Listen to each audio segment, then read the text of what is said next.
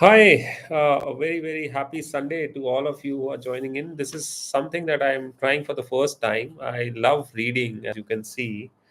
I'm sorry you can't see because I can't move my camera around. I'm recording this from my laptop. But yes, I have a huge treasure trove of books that I've been reading for the last 10 years. And I was thinking, if I can make use of that knowledge that I have had and help others who may not have so much time on their hand or may not have that inclination to read hundreds of books.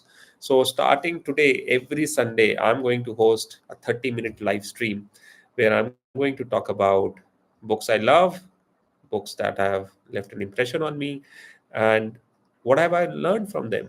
I am sure somebody out there may be happy to take a look at these videos and find out something that may of relevance to him or her. So starting today, I'm going to start with a very interesting book that I started reading yesterday. I'm not going to cover all the book, but I think in the initial few chapters that I've read, I've already found so much information, so much knowledge that I couldn't wait to share this book with you. Now, before I deep dive into the book, I want to have a quick quiz. How many of you know of this company called Delhi Land and Finance? Delhi Land and Finance. Especially somebody who is from Delhi NCR, you should know this company. It's a brilliant, one of the marquee brands in our country called Delhi Land and Finance, and it's everywhere around, especially in the new millennium city called Gurugram. Delhi Land and Finance. Does it ring a bell? You will see it at every nook and corner. Well, I don't mean every nook and corner, but yes, the most expensive nooks and corners of Gurgaon, you will find this company's logo and work showcased. So, does Delhi Land and Finance or DLF ring a bell? I'm sure it does now. So, DLF is a company that has been synonymous with the growth of Gurugram and coming in of marquee brands to India. We all have seen DLF, the growth of DLF Cyber Park, DLF malls, and DLF. We have all heard about DLF 100 crore apartments or DLF. Uh, Camellias and whatnot. I mean, we have all aspired to, uh, have something to do with this company called DLF, which is actually Delhi Land and Finance. And I was very curious to understand, how and when this company got established and why it has been able to sustain such a strong brand recall in the market. I mean, DLF, the moment you hear DLF, the word DLF, your heart and mind will go to luxurious, honest, upmarket, and these are all very strong brand identities which companies die for to get associated with. But this company has been doing it, as I found out, for more than 75 years. Delhi Land and Finance, DLF. And I got interested in this company and I picked up a book called Why the Heck Not? A book written by, recently came out last month. It talks about the chairman emeritus of DLF, Shri KP Singh ji, written by Aparna Jain. So both of them have co-authored. It's like uh, a really nice insight into the life of Mr. KP Singh, uh, who helped the company towards growth trajectory, starting mid 70s and early 70s, sorry, to what it is today. And I was very fascinated by this man, and I said, okay, so somebody would have created this entire ecosystem, which is called DLF today. So as I opened the book, and it's a very nicely done book. I like the hardcover bit of this book.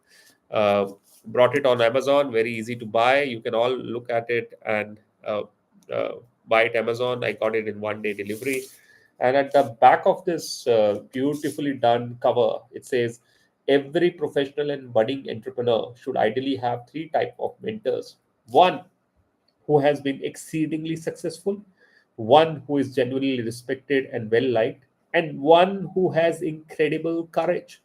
To me, The almost 95-year-old Kushal Pal Singh, Shri Kripi Singh, Chairman Emeritus of DLF, is the perfect embodiment of all three.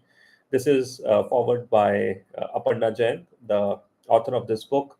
And I totally agree with Aparna. I think every professional or every, she talks about entrepreneur, but I'll say every professional uh, and budding entrepreneur, as she writes beautifully, should have these three type of mentors. And I totally agree. And if you have all the three qualities in one man, like we have in Shri KP Singh, nothing like it.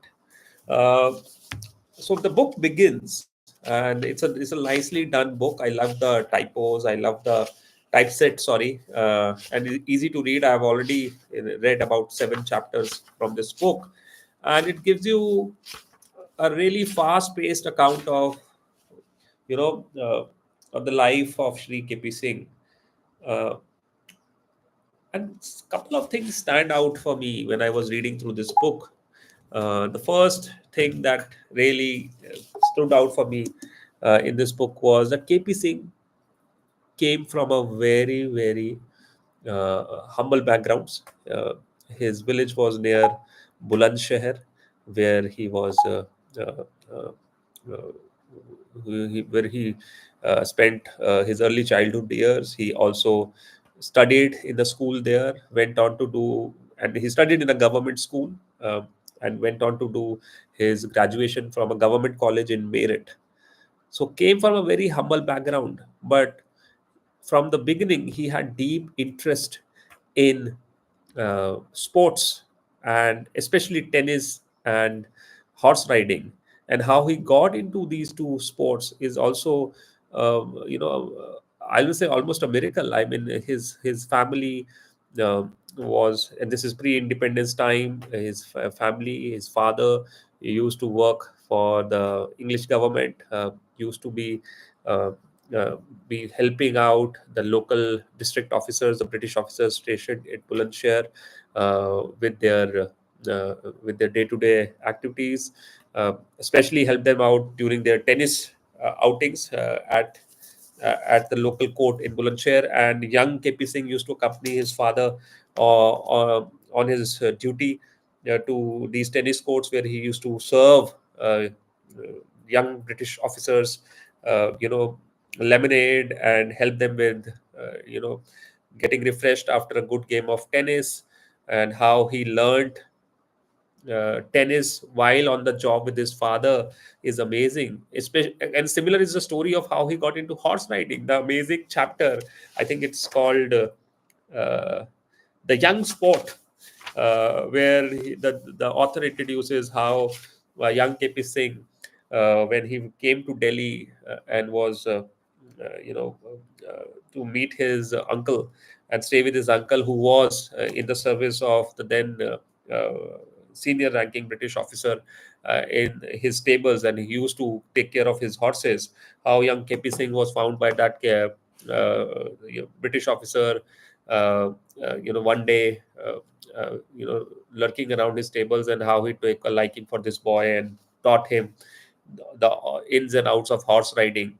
And which both these activities, the horse riding and sports, were in the future uh, meant to be skyrocket Shri KP Singh career into what he was to become, the guy who built the DLF empire, if I was to use that word, in India. It's a fantastic book, and I think in an end part series, I'm not going to cover everything right now, but uh, in an end part series, I'm going to tell you how all aspects of business, entrepreneurship, career counseling are intertwined in the life story of Sri KP Singh, and how he created this company on the founding principle of honesty, integrity, sincerity, and also very importantly, always being connected to his roots. Even though he is now the world's eighth richest man, as per Forbes, uh, he has never forgotten his roots. He is a global citizen, but he has always uh, kept the roots very close to him. And the story of Sri KP Singh is closely intertwined with the story of the growth of DLF as a company, and we'll cover that in coming weeks. I'm happy to be starting this. I will love some feedback from my audience. If you are seeing me on LinkedIn, please comment in the section below if you would love me to continue doing this. I love to have more feedback so that I can improve. And look forward to your feedback. And yes, I'll be back next week to talk more about this book and my learnings from it. But for now, whatever learnings I had, I've shared this in this 10-minute video. Thank you so much for listening in. Have a happy Sunday and look forward to speaking to you next week.